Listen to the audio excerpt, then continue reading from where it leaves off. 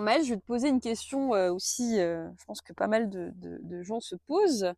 Euh, Quelle est la différence entre un parage de maréchal ferrant, parce Mmh. qu'on est d'accord qu'un maréchal ferrant part le pied, hein, Bien sûr, ouais. pour poser un fer, Mmh. ou pas Mmh. d'ailleurs, Ouais, et le parage que toi tu proposes, ouais, que tu pratiques. ouais, ouais.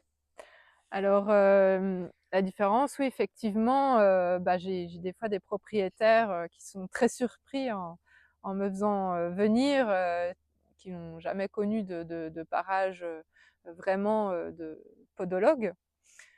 Et là où ils me disent: «Ah oui, mais j'ai jamais vu les pieds de mon cheval comme ça». On va dire que le parage d'un maréchal, il est là effectivement à la base pour poser un fer. Donc il va surtout rééquilibrer le pied avec le fer.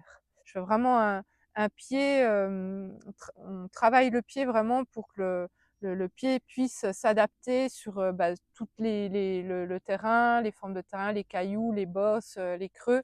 Donc quelque chose de très En arrondi. En maréchal. maréchalerie, on garde quand même, certains angles.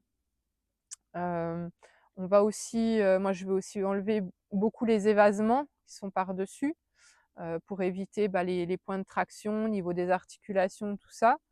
Souvent en maréchalerie, on les laisse parce que si on les enlève, justement, ils peuvent plus poser le fer. Donc le maréchal, lui, va plutôt pouvoir jouer avec le fer pour, rattraper ces déséquilibres-là.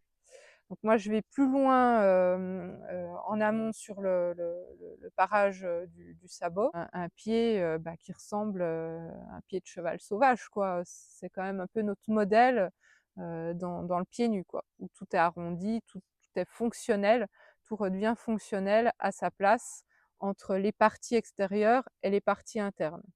Si on voulait poser un fer, on ne pourrait plus.